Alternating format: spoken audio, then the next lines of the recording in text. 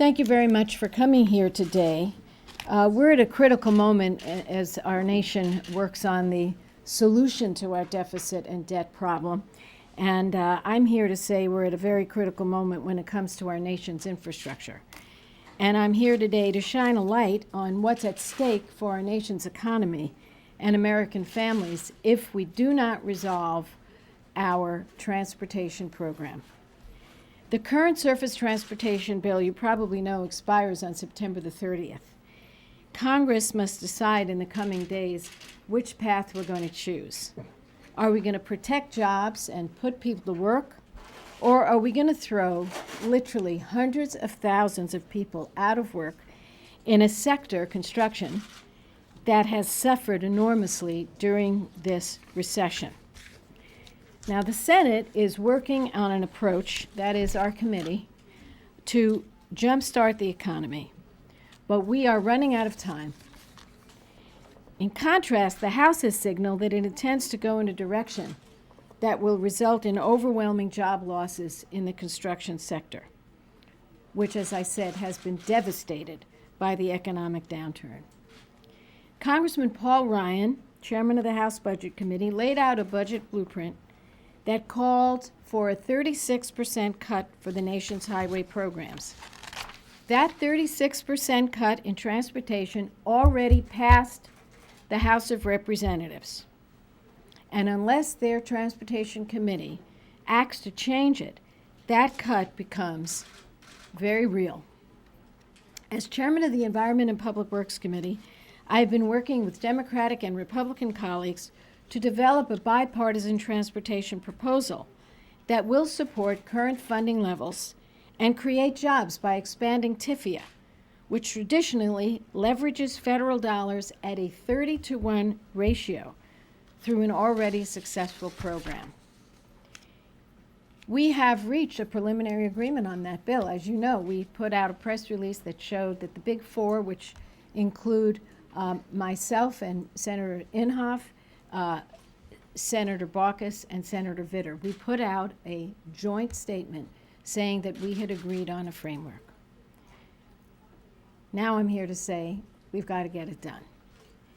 There's tremendous support from business, from workers, and the American people for a transportation bill that promotes sound economic growth. As a matter of fact, we had a very interesting hearing one day where we had AFL-CIO President Richard Trumka and U.S. Chamber of Commerce President Tom Donahue together calling for quick action on a transportation bill that will create jobs and keep this economic recovery moving forward. Now, I want to say today something that you've not seen before. I'm going to show you something you've not seen before.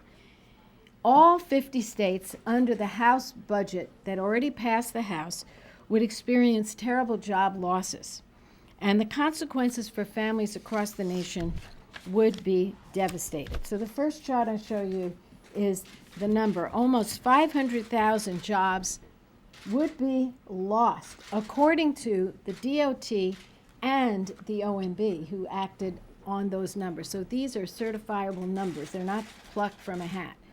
We have the official list, and we will make it available to you today. Did you bring them? Yes. So at the end of this press conference, you can look up each state. So this is why we need action. We don't want to see these many jobs lost. We don't want to see one job loss, let alone almost 500,000 job losses. And let me just say something to you. This is just the highway losses. There's additional losses from transit, numbering close to 100,000. So roughly, we're looking at 600,000 jobs lost if we go with the House-passed budget. Our long-term prosperity requires that we invest in our infrastructure. Our transportation systems used to be the best in the world, but investments have not kept up with needs. According to a report by the Department of Treasury and the Council of Economic Advisors, the United States spends 2% of GDP on infrastructure. That is a 50% decline from 1960. Meanwhile, I got back from China recently, where you see the investments they're making, 9% of GDP, of their GDP. So 2% compared to 9%. And we're seeing a 50% decline in our own country on spending since 1960. Now, a congressionally mandated report in '08 called for investments of at least $225 billion annually over the next 50 years. Now, we know that's not going to be done. And our transportation bill is very modest. We're saying current levels plus inflation, so we're really not doing this. So I'm making a point to you that to have a surface transportation system that's in good repair requires a lot more. Right now, if you take all of the states, the cities, and the federal government, we're spending 40% less than the amount of $225 billion. So we're not even now spending what we really have to spend. The underinvestment in infrastructure has consequences. It's like with your home. If you don't keep up with it, if you don't keep up with the roof or the sewer system or anything else, you're going to have problems. Well, the American Society of Civil Engineers, in their 2009 report card, gave our nation's infrastructure a D. A D. That is not a grade you'd want for your kids in school, and it's not a grade that you want for our bridges and our highways that you put our kids on every day. So we need to come together. According to the DOT, over 50% of highway miles are traveled on roads that are in less than good condition, and over 70,000 of our bridges are structurally deficient. 70,000 of our bridges. The choice is clear. We either invest in our aging infrastructure for the long-term economic health of our nation, to keep us competitive, to keep jobs coming, or we don't. And if we don't, really there would be dire consequences, starting with this number. Now we have a couple of other charts to show you, so I want to show you the various states.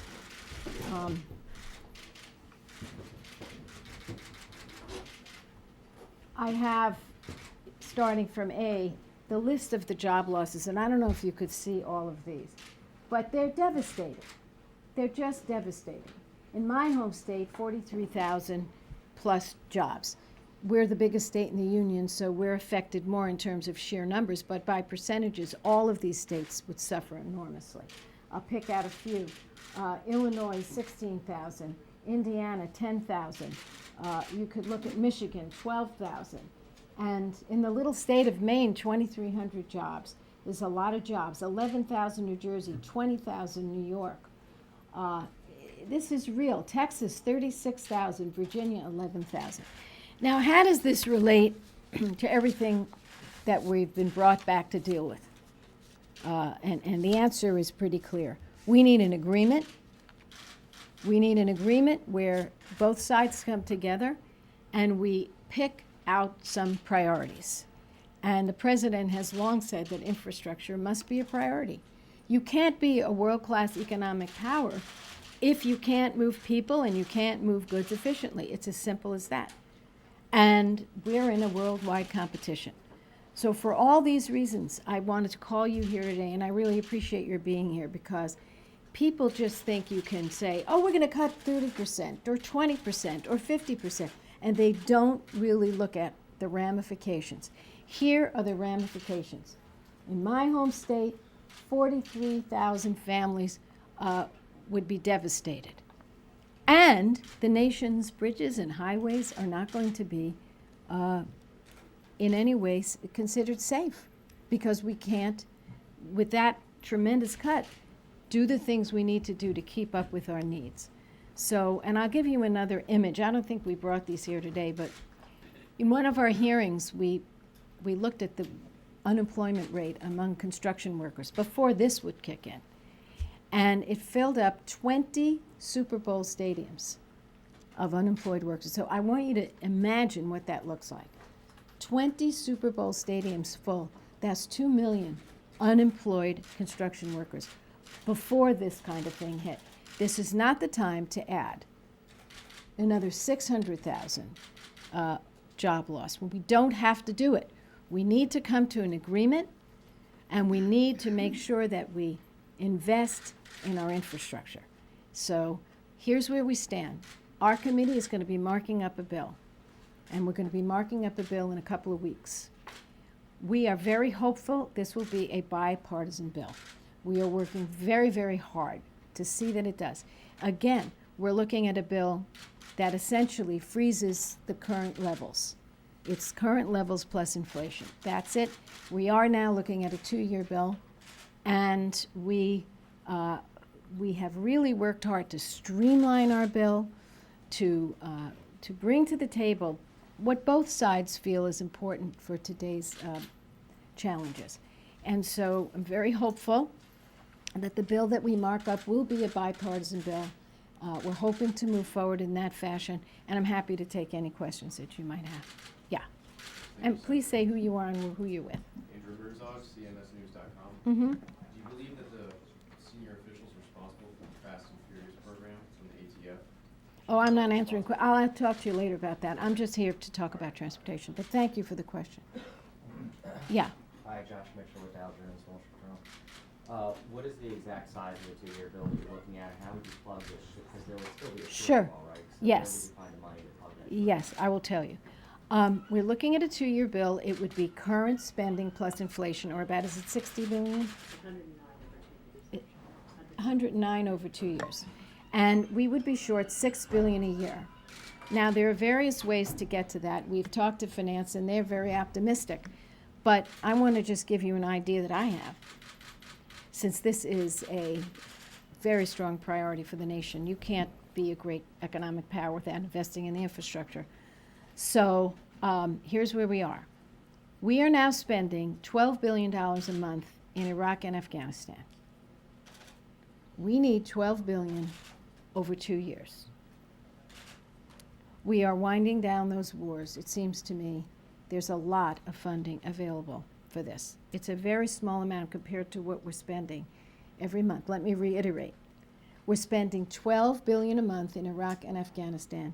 We need $12 billion over 2 years. So there's many ways. There's also other ways we could look at, such as taking a larger share of the customs funding. There's lots of ideas out there on how to do this. Yes, sir. Amit Kniaski with Engineering News Record. Hi. Could we just clarify, the 109, is that highways only? Is that highways plus transit? It's everything, is it? It's everything. Okay. Yeah, it's current spending plus inflation, which is $109 billion over 2 years. It's highways and transit. Yes. Joan Lowy, AP. You said 109 over 2 years. You said your bill was going to be a 3-year bill. 2-year bill. I never said 3. Oh, okay. I'm sorry. Okay. 2. 2-year bill. I would wish for a 6-year bill, but we think this is the one we have a better chance at. Yeah. Senator Boxer, Jeff Blue at Al Jazeera. You talked about big whacks that you don't, that, like 30% and other numbers of that. I didn't talk about that. I said Well, that's what passed the That's what- House. that's what passed the House, but 36% you're saying cut. to preserve the priorities, but we're all getting from a global perspective. You just talked about your trip to China. There's just a nervousness from the rest of the world that the Congress is not going to be able to get it together, whether it's transportation, whether it's the debt ceiling. How do you get to a point where you're going to deal with the priorities that you want, and yet get a deal on the larger issues like debt ceiling, deficits, and things of that nature, and keep the rest of the world calm so you don't have another domino effect such as the one you're just trying Well, I to think, well, frankly, I'm the senator from the United States of America, and I have to deal with the problems here. I think the world knows that our country is the most reliable country, and if they'll stop playing games, my friends on the other side of the aisle, with the debt ceiling, there's no problem here. So let me just say what I want to say. We have a debt problem, and we have a deficit problem, and we're going to deal with it. And everything should be on the table. We're going to make the cuts that have to be made, and they're going to be painful cuts, and they're going to be difficult. We've already done it. We've shown we can do it, and we averted a government shutdown. We understand why we are where we are. It's very clear. All you have to do is look at history. We had 2 wars unpaid for, a huge tax cut to millionaires and billionaires unpaid for, and 2 wars unpaid for. The time has come for us to step up to the plate. At the same time, a great nation has to invest in its people and in its resources and its future. And if we have bridges that fall down, we're lost. So there are certain priorities. Each of us has them. I'm sure each of you here has your priorities. The president has clearly stated infrastructure as one of the priorities.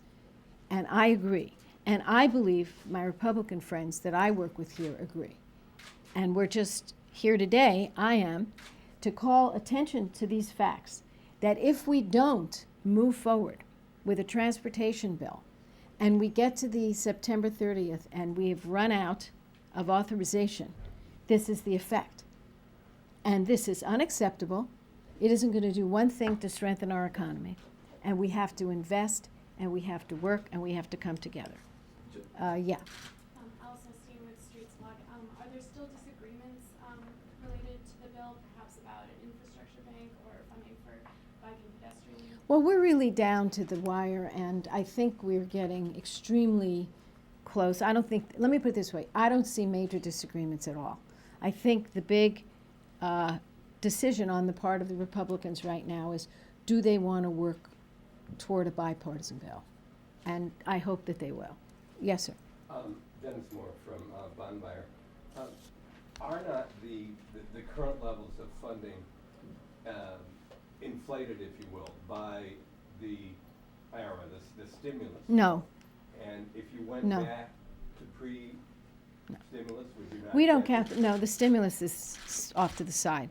We're just talking about levels of funding absent the stimulus. Yeah. It's a very streamlined bill. It's not a bill that includes any extraneous dollars. Anybody else? Yes, hi, Kay. Yeah. No changes then to gasoline tax or other ways of charging? I don't see that. The only possibility is that the truck drivers have come forward. What do they call the truck drivers? The American Trucking Association has offered up that they would pay a little bit more in their diesel tax because they feel so desperate that the highways need fixing. So they have come forward. But as for the rest, no. Sorry, just to confirm that there will be funding for transit. It's what I told you in the last, showed you the agreed upon numbers. Anybody else have questions? Yes. Hi, Ed Felker, Energy Guardian. Do you have, on May 25th, you said no earmarks. Is that still the case? No earmarks. Will there be any directed money otherwise? No earmarks. Yeah. Carol Wolf, Bloomberg News. In May, you also mentioned it would be a 6-year bill. Yes, It would be we're hoping between for a 6 and 6-year. 2, but you're saying now it will be 2-year bill. Okay, thank you. Yeah. Any high-speed rail money? You know, that has to do with the Banking Committee and the Commerce Committee. Actually, the Commerce Committee. We will give, what we do is we announce the level of funding that we're authorizing, and then each committee will decide. We do the highway piece, banking does transit, and commerce does rail. Anybody else? Thank you very, very much for coming. And we have these numbers for you if you want to look at them city by city.